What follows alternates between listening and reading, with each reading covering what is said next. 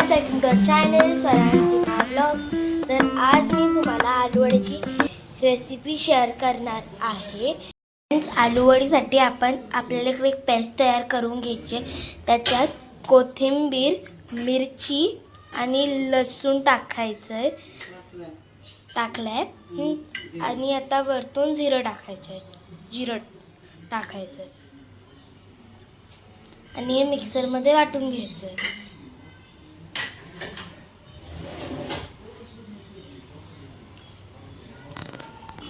तर फ्रेंड्स, ही अशी इथे पेस्ट तयार झालेली आहे।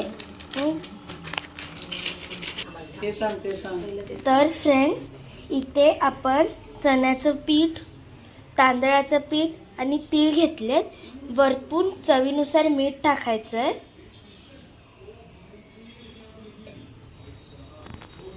मिठानंतर आपल्याला हळद टाकून घ्यायची आहे।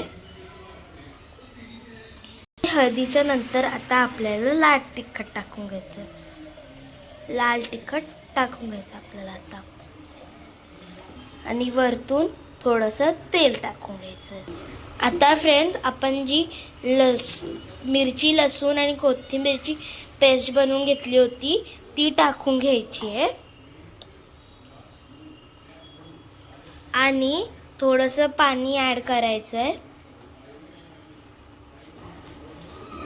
आता आपण पाणी ॲड केलेलं आहे।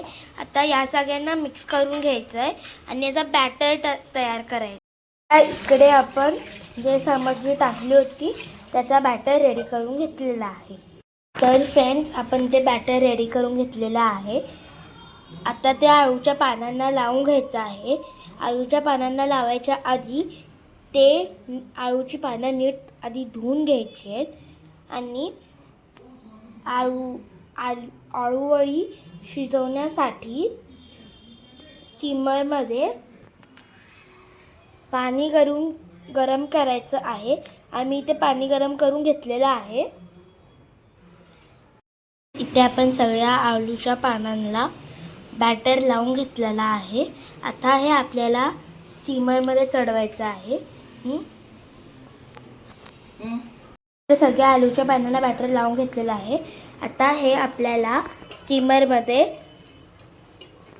ठेवायचं आहे आणि 20 मिनिटं मध्यम ते हाय आचेवर स्टीम करून घ्यायचं।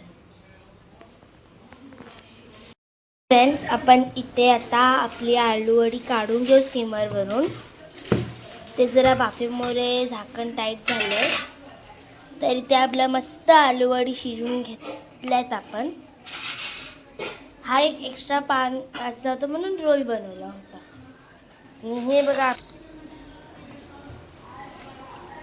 तर आता थोडा वेळ आपण याला थंड व्हायला ठेवू आणि मग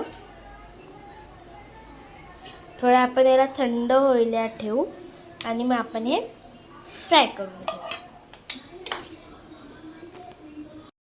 तर फ्रेंड्स, आपली आलूवडी इथे थंड झालेली आहे आणि आपण असे पीसेस कापून घेतलेले आहेत आणि कढईत तेल गरम व्हायला ठेवलं आहे।